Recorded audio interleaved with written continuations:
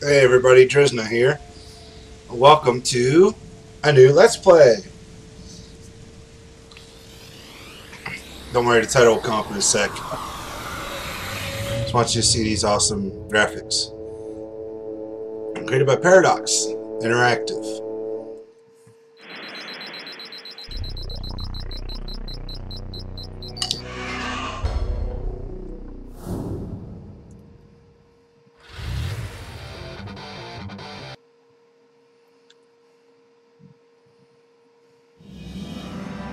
Welcome to Majesty 2, the Fantasy Kingdom sim.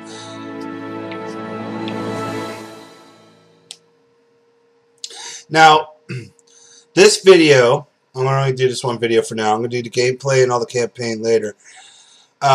Is to explain the game, explain the first game, and then bring up to speed what the game is fully about.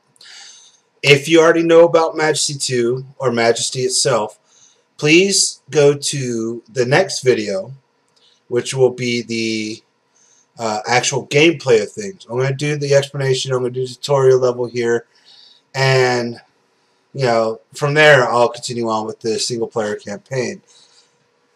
That being said, those of you who know this game will know where it actually came from.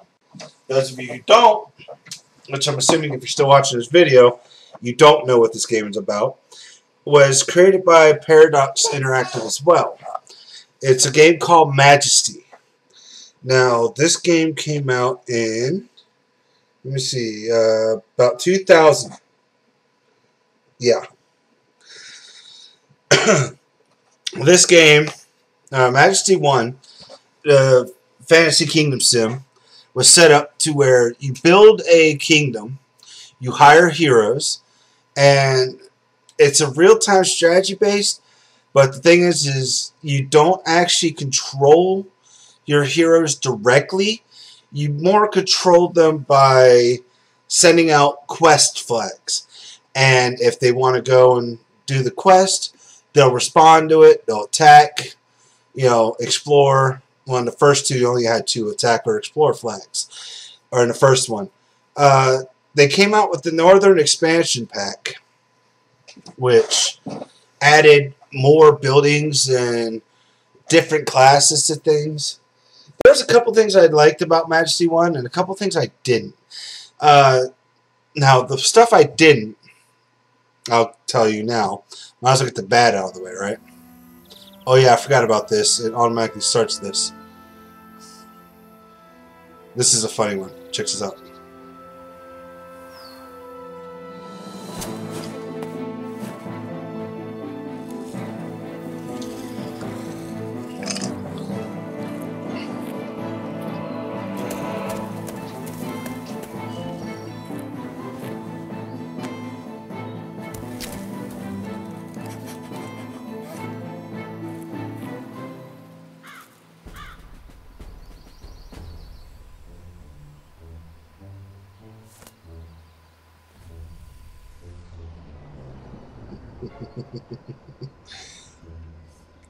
That poor rat in the background can't move.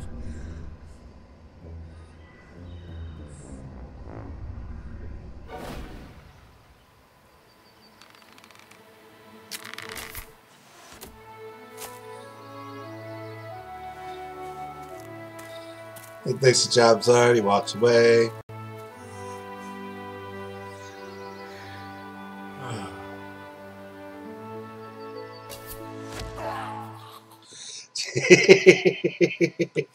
Love that. Alright, so let's continue on with this. I am, so you can watch the video, I'll let you know. I'll go ahead and do a new campaign. Alright, continue. Ardania, glorious Ardania. For the last 5 centuries, descendants of the great king have sat upon this throne. Indeed, 'twas the great king, our first ruler, who united the lands from the southern seas to the northern fields. He whose blade was the death of 1,000 foes. and each king thereafter followed the tradition, slaying dragons, hunting down necromancers, and exterminating legions of goblins and rats. Thus, each in their time came to be known as great. But our good King Leonard was born to hard times. The necromancers of old had long since been vanquished, and the rats had grown small and pitiful. And as he grew older, our king came to fear the worst, that his portrait might never hang in the hall of the great kings. Though he had yet to prove his mettle, the blood of a hero ran swift in his veins. Thus, our brave king, in his wisdom, determined that he would summon up the most terrible Baron of Hell. For indeed, all of Ardania would sing the praises of any mortal who could slay such a beast.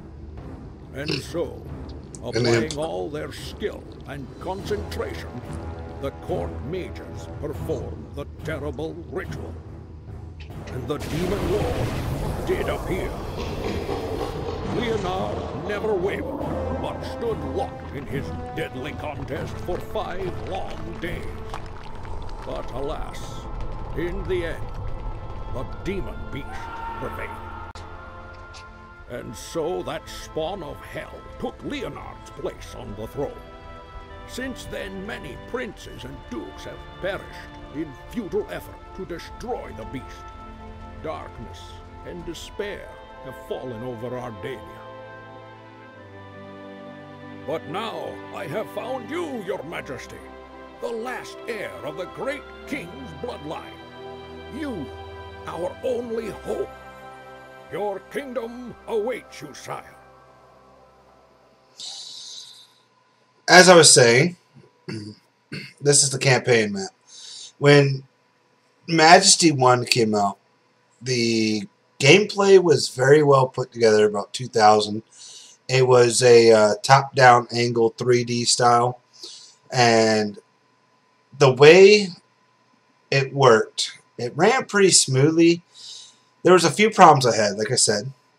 One of them was, if your heroes died, they were permanently dead when it first came out. There was no way to resurrect them. Until they came out with the Northern Kingdoms, which they added a mausoleum, then you could resurrect your heroes from there. Unless you had a resurrection spell or an animate dead spell, they were dead permanently. And when you got things like level 15 attacking your town, level 1 heroes really don't do that well. 1. 2. There was no limit to how many buildings you could build. Now, that may not sound like a problem. If you have the gold, you could always constantly build it. However, the issue with this was the more people you had, they added a plague section to it. So if one of your heroes got the plague and then went home, everybody in that town would start getting the plague, and it spread like fire, like this. And the only way to get rid of it is to heal. Now, the priests that you hire don't heal unless there's damage on the character. So the plague never got taken care of. You had to do it by spending money, and by the time you got to the last person you thought that had the plague, you turn around and the plague has been reached again. And it's spread throughout your town and it's spreading like wildfire again. That's really annoying. 3. There's no limit to how high of a level your heroes could reach. I went to bed one time for 9.5 hours.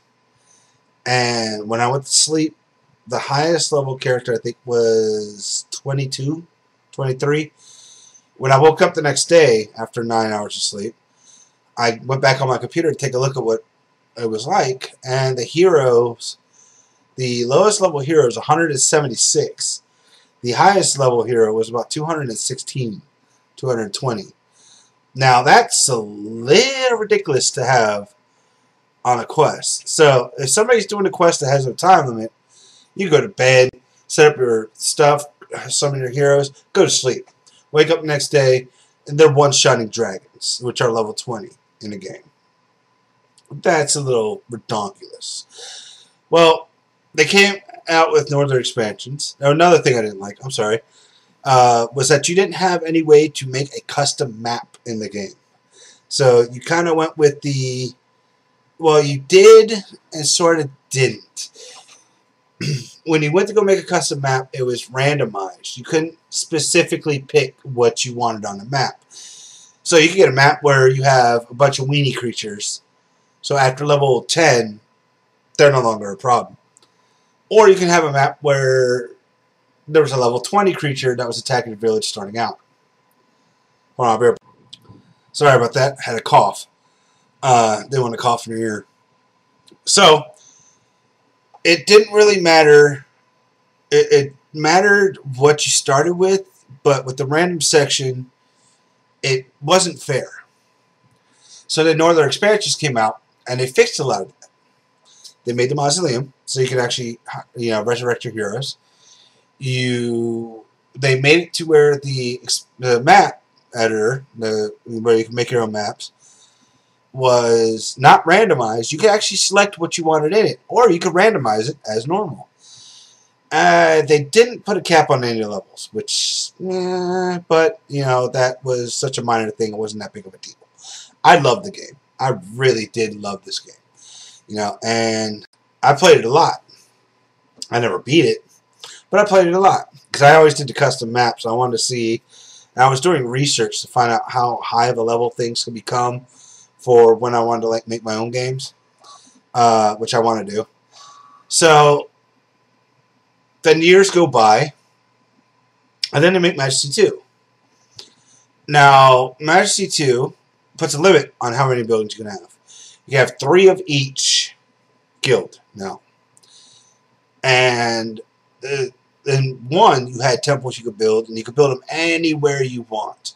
You can even build trading posts anywhere you wanted to. Now, you can't. There are special sections for trading posts. There are special sections for temples. In one, when you built a temple of either side, say you built, there was 1, 2, 3, 4, 5. I think there was 4 gods, maybe. Yeah, 1, 2, 3. Yeah, about 4 gods. Okay. And there was a good side and there was an evil side.